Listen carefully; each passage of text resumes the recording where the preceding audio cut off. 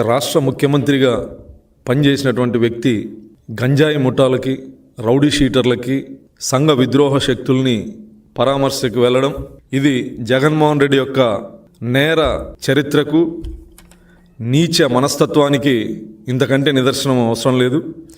జగన్మోహన్ రెడ్డి ఓదార్పు యాత్రకి brand ambassador. ఇతను నేరస్తులకి ఓదార్పు యాత్ర చేయడం తప్ప దేశం కోసమో, రాష్ట్రం కోసమో, ప్రజల కోసమో, ప్రజా పోరాటాలు చేసిన వాళ్ళను ఏ రోజు ఓదార్పు యాత్ర చేసి ఇంటికి వెళ్ళి పరామర్శించినటువంటి సందర్భాలు లేవు.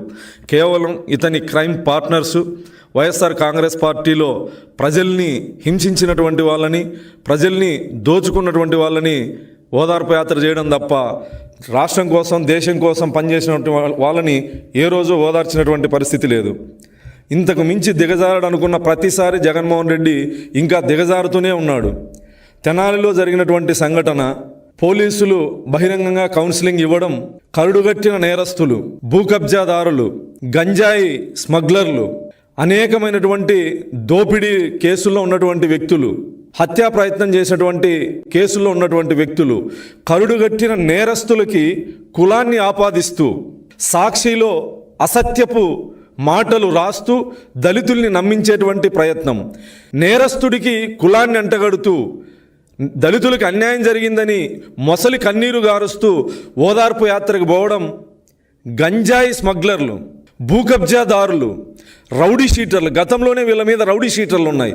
వీళ్ళను ఓదార్పు యాత్రకు వెళుతూ దళితుల్ని దళితులకి అన్యాయం జరిగింది, ఓదార్పు యాత్రకు వెళ్తున్నాను, ఆ కుటుంబాలని పరామర్శిస్తానని చెప్పడం జగన్మోహన్ రెడ్డి యొక్క నీచ మనస్తత్వానికి ఇదొక నిదర్శనం.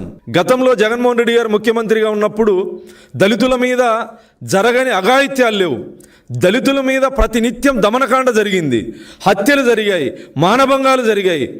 ఇన్ని జరిగినా ఏ రోజు కూడా జగన్మోహన్ రెడ్డి అనే వ్యక్తి దళితులకు అండగా బయటకు వచ్చినటువంటి పరిస్థితి లేదు. హత్యలు చేసిన వాళ్ళని, మానభంగాలు చేసిన వాళ్ళని, గంజాయి స్మగ్లర్లని, రౌడీ షీటర్లని, భూ కబ్జాదారులని, నేరస్తుల్ని పరామర్శతో నీ పార్టీని నడుపుకోవాలనుకుంటే, నువ్వు బెంగళూరు నుంచి ఆంధ్రప్రదేశ్లోకి రావాలనుకుంటే ఎవరొకరు చనిపోవాలి, లేదా నీ క్రైమ్ పార్ట్నర్స్ ఎవరైనా జైలుకి వెళ్ళాలి.